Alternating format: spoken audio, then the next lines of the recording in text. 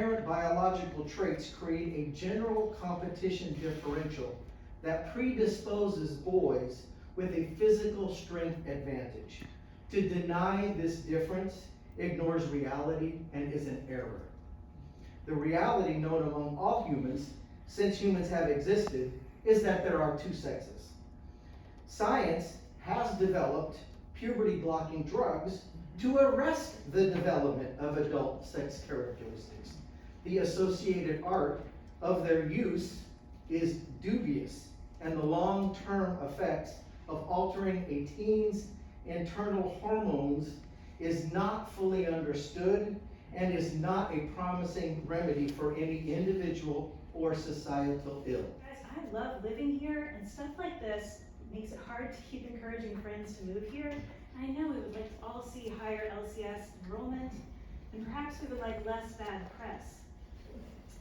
Another thing, I'm a pastor and not a lawyer, and here's the invite.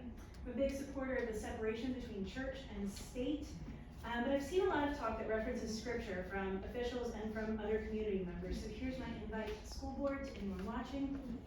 If you are curious about how to get to these points of love and justice, let's meet for coffee and let's talk about it. First, I'd like to ask, are you taking into consideration community standards when considering important, perhaps controversial matters? Do you know if Lynchburg residents clearly favor any particular gender ID policy?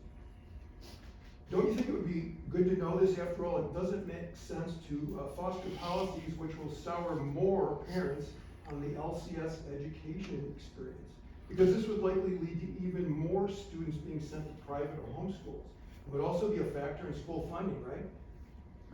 Citizens unhappy with what happens in our classrooms also resist increased funding requests. It's something to think about. Second,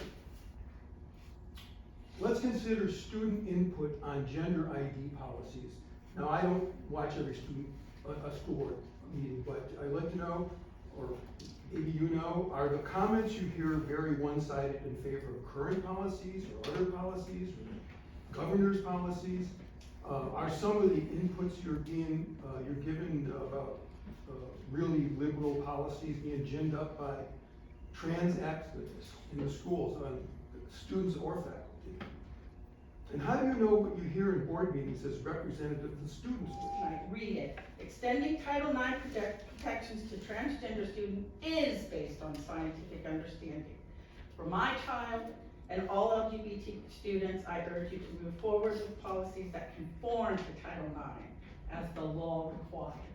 Thank you.